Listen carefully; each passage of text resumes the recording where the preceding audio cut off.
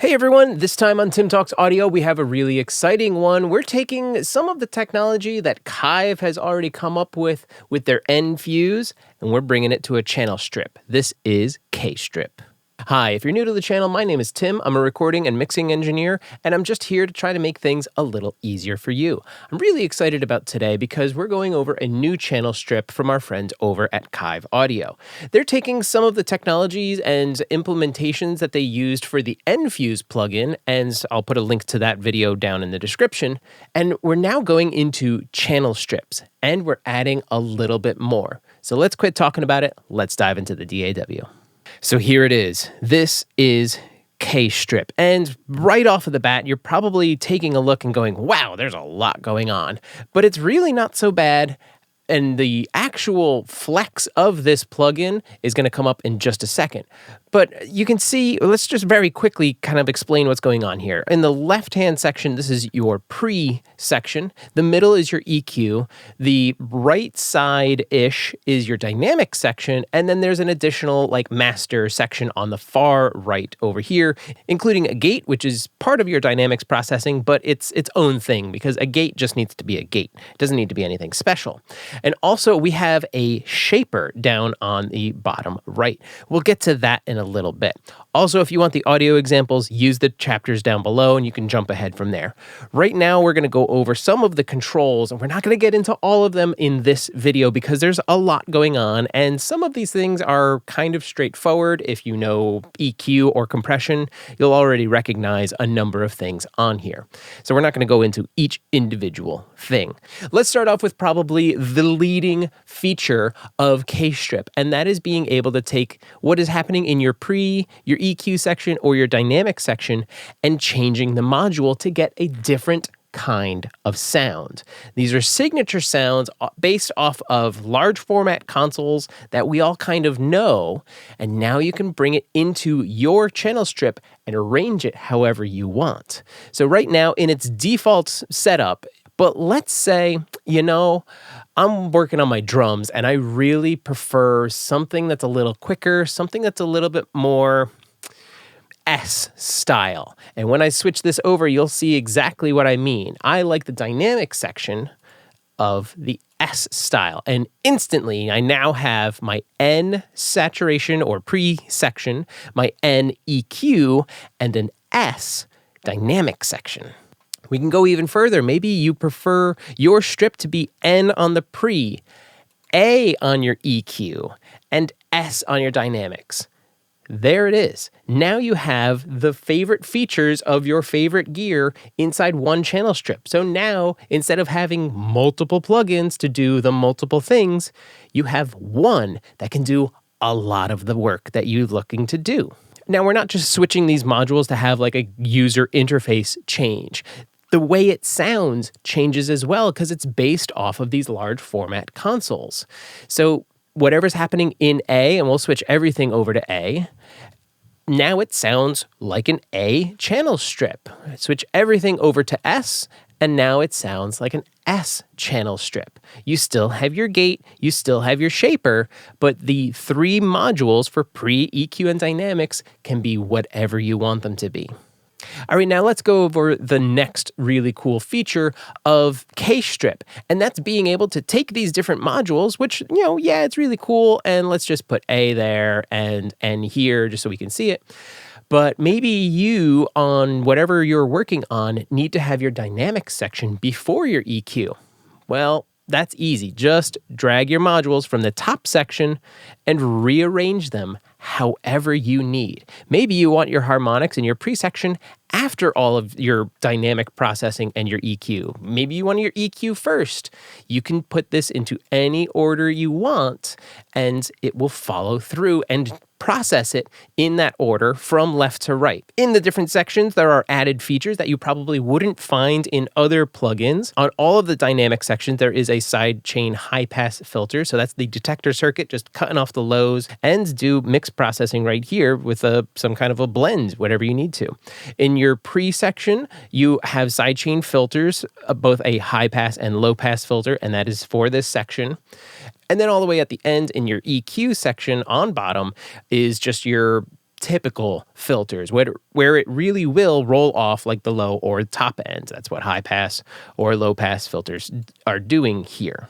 Let's very quickly go over the master section, or the section all the way on the right-hand side. We'll go top to bottom on this. We do have a stereo width control. So if you throw this onto a stereo track or stereo channel, whatever the situation may be, and you want to push things out to the side a little bit more, go for it right here in the master section. Maybe you want to tighten things in. Do the exact same thing right here with the width control. Underneath that, HPF, high pass filter, roll off your lows. On the right-hand side of the meters, input, output. You can flip your phase in the channel strip as well, because sometimes we need to do that. Underneath that, we have the gate, and the gate can be placed either before all of the processing you're doing or after. And that's what this little selector up here is. It's GT/pre means before all of your processing, or post means after your processing. Same thing goes for the shaper on bottom. I'm just going to cover that right now. You can change if you want it before your processing or after. And this is a transient shaper. Let's go back to the gate. We have our pretty typical controls here: threshold, attack, release, range, hold, and look ahead. That's what the look is. And there is a visual representation on the screen here. When we hit play in a little bit, you'll see that in action as well. And then like I said, your transient shaper. Here's your attack knob, your sustain. Last few things way up on top: preset browser, input and output dials, so you can adjust how much signal is going in or coming out from your plugin. Pre-auto adjusts for the pre-section. When you drive or push into or increase this first control, you're basically starting to overload a preamp. The pre-auto is an auto makeup gain or gain balancing. So as I'm pushing into drive, I'm just getting the saturation, and the overall level will not increase. It will just become saturated, and the general level will be exactly the same, just with more harmonics. So I'll turn that back off for now. Oversampling built right in. A side, B side, copy the A to the B, undo, redo, and just your generic settings, change your GUI interface, et cetera, et cetera. You know what I mean up here. So there it is. That is all of the controls on the KStrip. Now let's put this thing into practice. We've been messing with this one on the kick drum, and that's totally fine. I'm going to put it back to its default setting. And as you can see across my drums, which are all right here, I put an instance of KStrip on everything.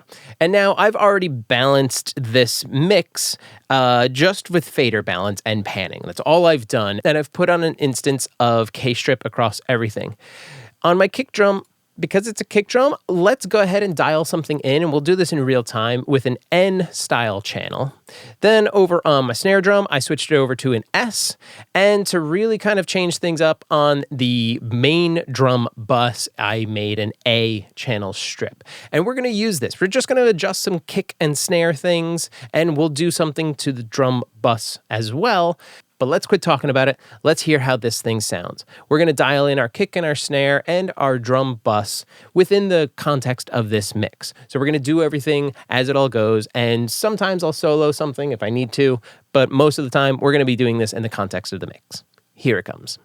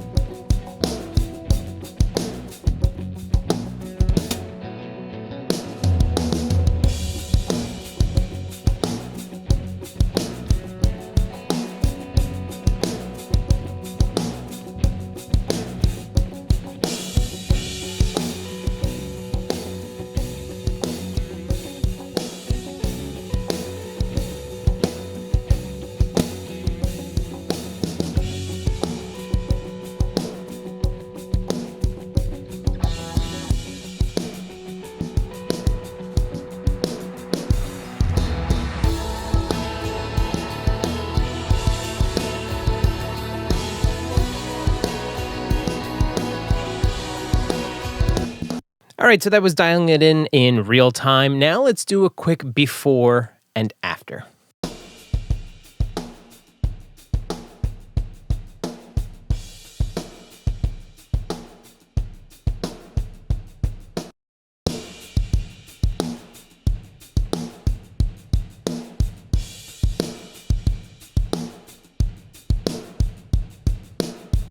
So as you can see, this is a very powerful plugin with a lot of different tone shaping capabilities built right in.